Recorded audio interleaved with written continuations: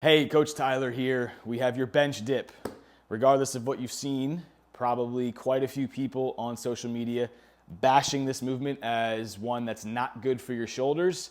Just remember, when you hear doubt like that, just ask yourself, is our anatomy capable of doing that, right? Let's think of the ball and socket of the shoulder joint, which is what that is. Is it able to go into extension? And the answer is yes. I'm showing you that right now. So as it goes back to my philosophy, there's no movement that's really bad for you. There are only cases of people putting themselves at risk because they have not properly trained themselves up to be able to do a movement.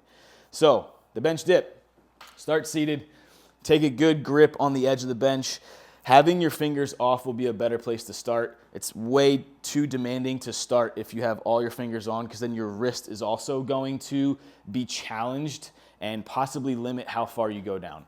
So since we're using the bench dip to focus on the shoulder joint, maybe develop the tricep muscles and your overall pushing ability in this direction, let's have the fingers off here. Butt's gonna be off. You could have legs extended or a little bit of bend, but the goal is to start working in the range of motion of how low can we dip our butt to the floor while actively thinking about protruding that shoulder joint forward or protracting it, or like I said before, that's shoulder extension.